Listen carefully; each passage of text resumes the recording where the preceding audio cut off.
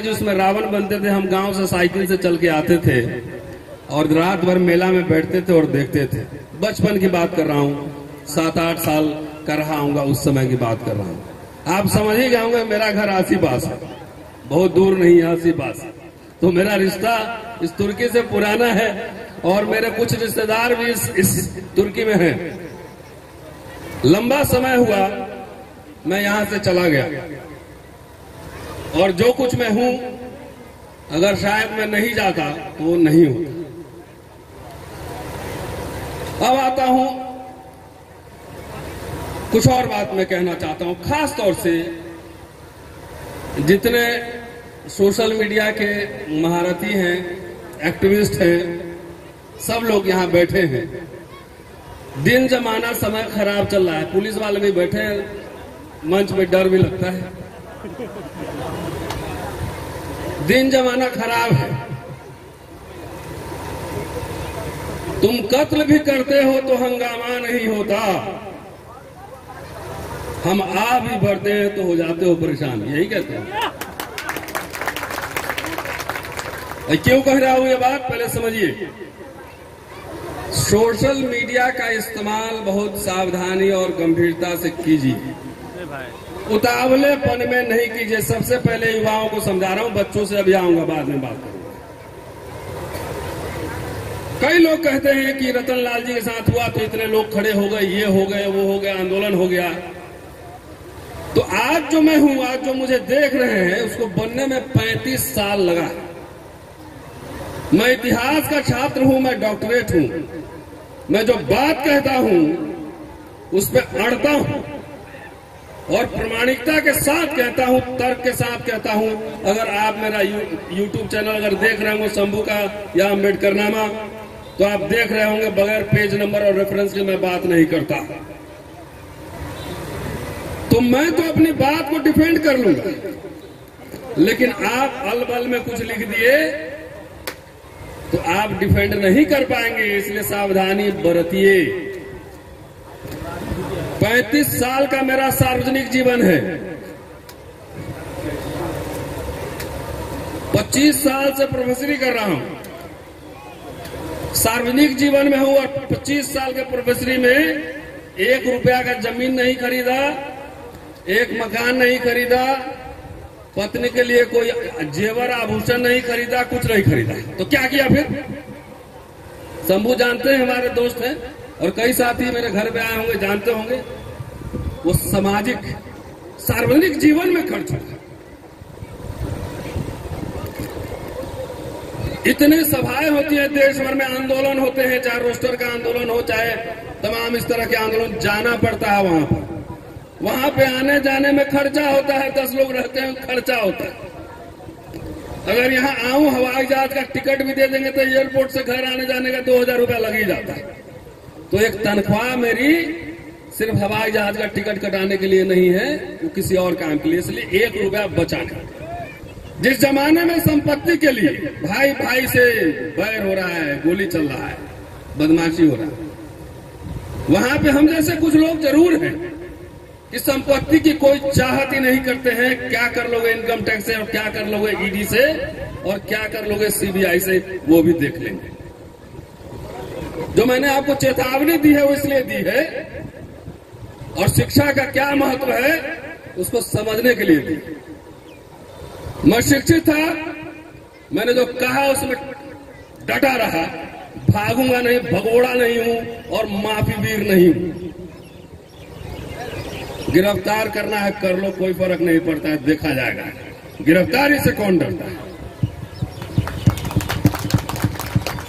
लेकिन संस्थाओं को कैसे, स्कूल कॉलेज की बात सभी साथियों की, मैं कह रहा हूं सब संस्थाओं को कैसे, चाहे वो जुडिशियरी हो, ब्यूरोक्रेसी हो, न्याय, सबको कैसे बर्बाद किया जा रहा है। एक तरफ गिरफ्तारी और दूसरी तरफ वही स्पेशल प्रोटेक्शन दी। किसकी बात कर रहा हूं पता होगा। तो मैं डरा क्यों नहीं? क्योंकि जो अभी के नीलम कहां गई कह रही थी कि शिक्षा शेरनी का दूध है। तो ये जो शिक्षा मिल रही है अभी सरकारी स्कूल में, चाहे यहां की सरकार हो चाहे केंद्र की सरकार हो, ये कोई शेरनी का दूध नहीं दे रही है, पॉलीथीन वाला है, जरा बच के। बच के लेना। हाथ में जो है स्लेट छीन लिया है, प्लेट पकड़ा दिया है, बोला खिचड़ी खाओ, ये तुम्हारे आत्मसम्मान को अपमानित करना है, समझ रहे? उसको ठेस पहुंचाना है। इसलिए मैं कह रहा हूं खाना मत खाओ, स्लेट लेकर जाओ, मास्टर को बोलो पढ़ाओ। मैंने महान जी की बात की, डॉक्टर अंबेडकर की बात की, फूले साहब की बात की, गायकवाड़ साहब की बात की, और मैं ये दावे के साथ कह रहा हूं, देखिए स्कूल खोलना खुलते हैं बहुत सारे स्कूल, लेकिन स्कूल को लगातार चला लेना, सफलतापूर्वक संस्थान बना देना, ये बहुत ही मुश्किल काम है। संतोष, जन्मदिन है आपका, बधाई दे रहा हूं। मैं मत कीजिए, हम कीजिए। बाबा साहब ने पीपल्स एजुकेशन सोसाइटी बनाया था, पता है कि नहीं? पढ़ा है कि नहीं? कितने स्कूल, कॉलेज, यूनिवर्सिटीज खोले, मिलियन college, Siddharth college, people's education society, उनकी हालत अभी जर्जर है। इसलिए उसको चलाना, इसलिए इसमें बहुत आत्मविश्वास की जरूरत है। और मैं यहाँ, चूंकि मैं तुर्की में हूँ और महंत जी का नाम मैंने लिया है, महंत जी पिछड़ी समुदाय से हैं, यादव जाति से हैं, मैं जानता हूँ। और उन्होंने जो 10 कट्ठा जमीन दिया है, अगर ये स्कूल चल गया तो उनका स्थान इतिहास में वही होगा जो महाराजा गायकवाड़ का था। क्योंकि महाराजा गायकवाड़ वो भी पिछड़ी जाति के थे। यहाँ बहुत सारे ओबीसी भाई लोग होंगे, उनको लगता है कि दलित अलग है और हम ऊंची जात है। वही पहले समझा देता हूँ, फंडा क्लियर हो जाना चाहिए। बाबा साहब ने गुरु किसको माना? फूले को, माली जाति के थे। साहू जी महाराज अखबार चलाने के लिए पैसा दिया, मदद किया, घोषणा की 1920 में कि पिछड़ी, अंबेडकर पिछड़ी जातियों सहित सबकी चिंता करते हैं, भारत को एक नया नेता मिलने वाला है, भारत क्या दुनिया को एक नया नेता मिलेगा। गायकवाड़ महाराज पिछड़ी जाति के थे, उन्होंने बाबा साहब को पैसा दिया अमेरिका में पढ़ने के लिए। अगर वो पैसा नहीं दिए रहते तो बाबा साहब, जिनका आप नाम जानते हैं, आप नहीं जानते, वो भी कहीं सिपाही की नौकरी करते, पुलिस की नौकरी करते या फौज में जाते और रिटायर होकर मंगल भजन गाते रहते कहीं न कहीं।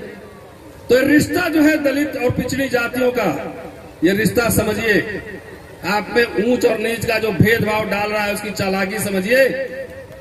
हाथ ऊपर दिखाएगा, देखो कौवा जा रहा है ऊपर, देखो कौवा के हाथ में से रोटी आपका छीन रहा है।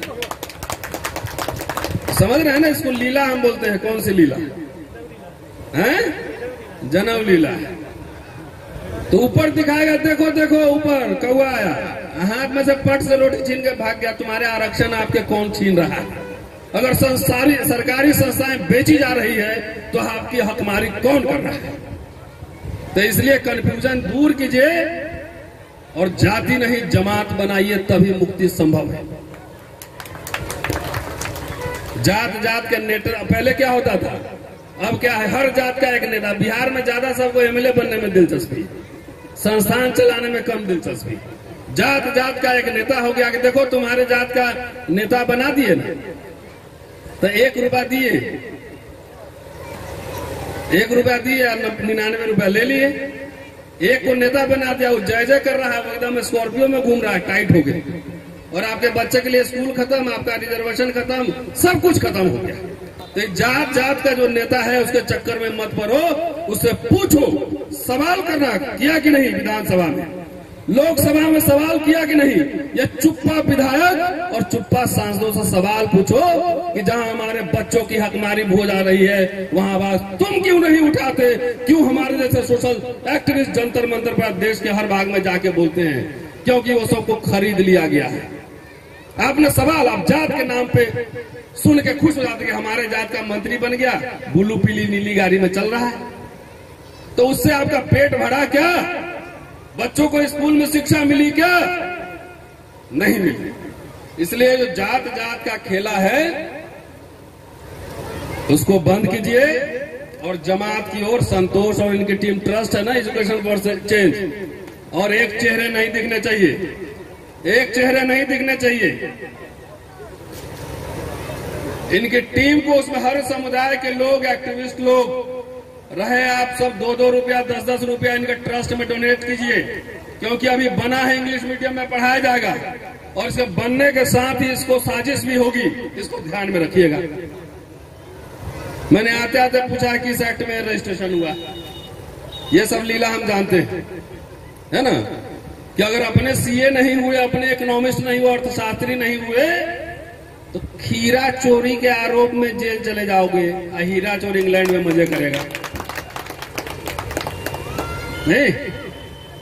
तो ये बात समझने के लिए हमारे दोस्तों, मैं आप ही के आसपास का हूं, मुजफ्फरपुर का ही रहने वाला। ये समझने के लिए कि सब लोग समझो बात, ये स्कूल किसी व्यक्ति का नहीं। और मैं दावे के साथ कह रहा हूं, आप 10 साल 15 साल चला लो और उसके बाद जैसे सुना था ना भाषण एक, इधर से आलू डालोगे उधर से सोना निकलेगा। किसका भाषण था ये? तुम्हें फर्जी मीडिया भी इसीलिए कहते कोई वीडियो ऐसा शेयर मत करो।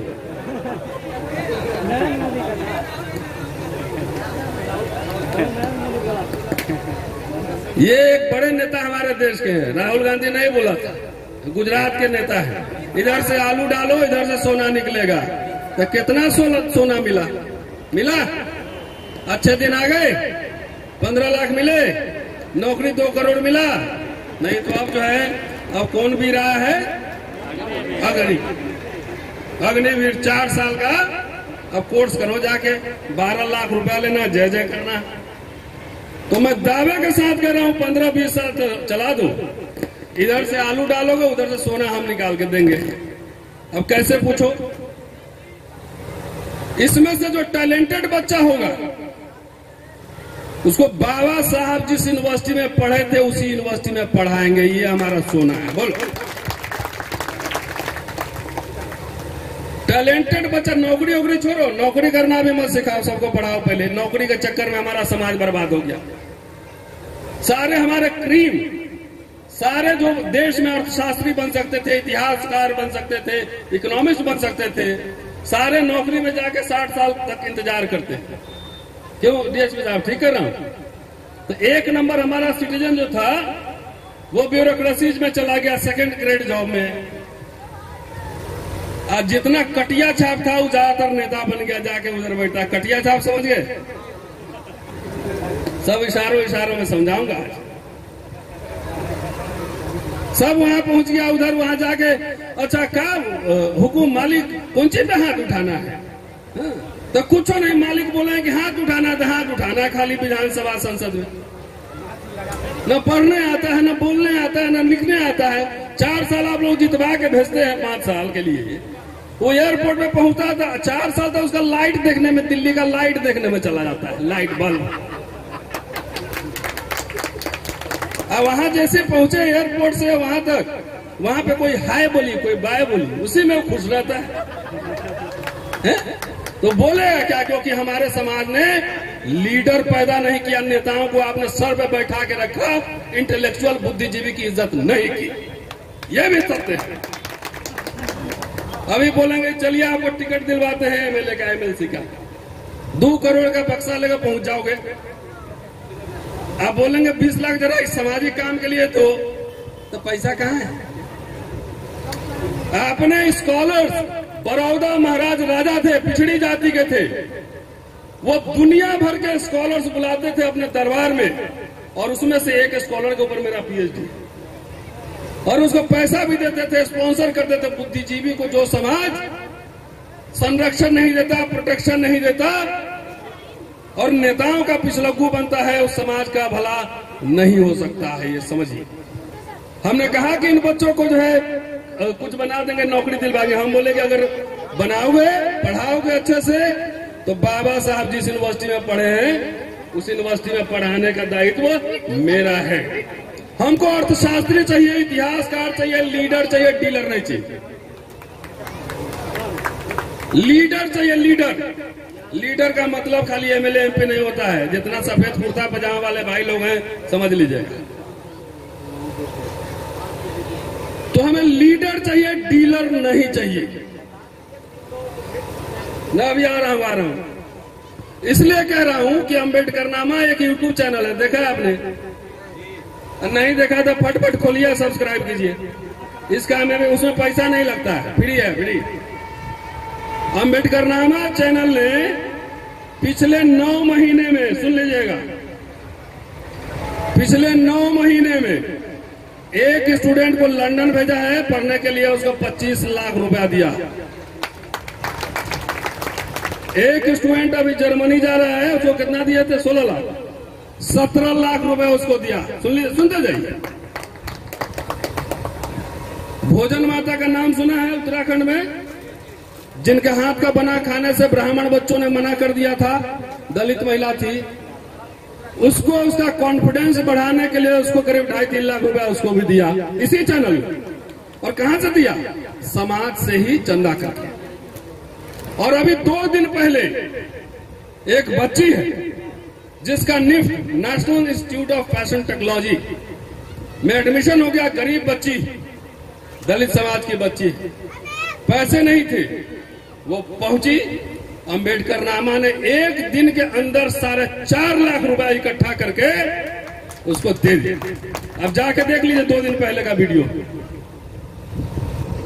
आखिर जहां पे संपत्ति के लिए ये कॉन्फिडेंस कहां से आता है? ये काम हम क्यों कर रहे हैं? ये काम हम लोग क्यों कर रहे हैं? ये शिक्षा वही पॉलिथीन वाला दूध नहीं, अंग्रेजी मीडियम वाला शिक्षा लिए जब जाके बाबा साहब फूले पेरियार को पढ़े, तब समझ में आया कि यहाँ जो ये सब सेटिंग कर रहा है मिलावटी दे रहा है। इससे ज्ञान नहीं मिलेगा, डिग्री मिलेगा, डिग्री ज्ञान नहीं मिलेगा। सब पता है ना, बिहार यूनिवर्सिटी में जो पढ़ता है 3 साल का डिग्री 6 साल में मिलता है। मिलता है कि नहीं मिलता है? वो भी जाके एक लेवी टैक्स भी देता है, लेवी टैक्स 200 रुपया है। मेरे यूट्यूब पे जाके देखो, वीडियो बनाया है मैंने। एग्जाम फीस अलग है, परीक्षा फीस अलग, तो कई तरह का फीस, रजिस्ट्रेशन भी है, लेवी भी लेता है 200 रुपये। 17 तरह का फीस है। अब पढ़ाई नदारत है, अपॉइंटमेंट कैसे हो रहा है वो भी हम जानते हैं। तो साथियों, ये बात इसलिए कहने आया हूं कि मैं इतिहास का छात्र हूं, अम्बेडकर को मैंने बहुत पढ़ा है, सारा नहीं लेकिन बहुत कुछ पढ़ा है, और पढ़ पढ़ के लोगों को पढ़ाया भी है। उन्होंने पीपुल्स एजुकेशन सोसाइटी बनाया था एजुकेशन के लिए, और जब पहली बार बहिष्कृत हितकारिणी सभा बनी थी, ये तो इतना बड़ा भवन बना दिए भाई समाज ने। एक कमरे से शुरू हुआ था बंबई में, एक कमरे से। सोलापुर में 2-3 कमरे का हॉस्टल बना था, और गोल में सम्मेलन में गए थे तो जमींदारों से लड़ भी रहे थे, और 1340 पाउंड उसे चंदा भी लिए स्कूल खोलने के लिए। 1340 पाउंड आज के हिसाब से करोड़ों में होगा, ज्यादा मुझे इकोनॉमिक्स नहीं आता। और कितने यूनिवर्सिटी खोले, संस्थान खोले, अखबार निकाले, सब निकाले, लेकिन काबिल लोग नहीं मिले, तो सारे संस्थानों की दुर्दशा हो गई। पढ़ा के यहां से भेज दिए नौकरी करने, तो वो पैसा ही देगा ना।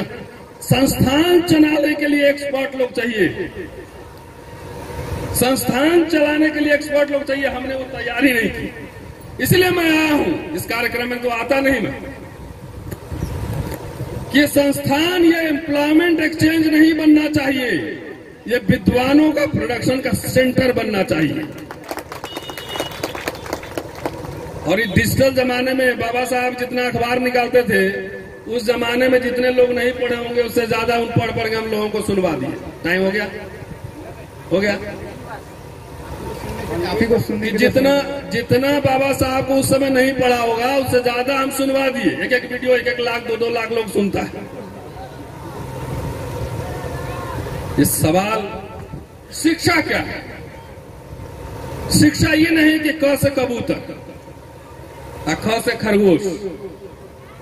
शिक्षा वो है जो बच्चे के मन में सवाल पैदा करने की ललक जगाए, ये है शिक्षा। हम तो यूनिवर्सिटी में पढ़ाते हैं, मतलब we are not employment exchange. हम कहीं सिलेबस में लिखा होता है कि ये बीए का सिलेबस पढ़ोगे हिस्ट्री तो ये नौकरी मिलेगी, नहीं लिखा होता। ये किताब पढ़ोगे तो इतना % मिलेगा। कुंजी की बात नहीं कर रहा मैं, तो सिलेबस टेक्स्ट बुक बनाने का क्या मतलब है? उसका मतलब है बौद्धिक विकास। बाबा साहब जिस शिक्षा की बात कर रहे थे, उस शिक्षा का गलत अर्थ हमारे पीढ़ियों ने लिया। शिक्षा का मतलब सिर्फ डिग्री और नौकरी, नो। शिक्षा का मतलब है कि आपके अंदर वो आत्मविश्वास और साहस पैदा करे जो चट्टानों से भी टकराने का हौसला दे। ये होता है शिक्षा।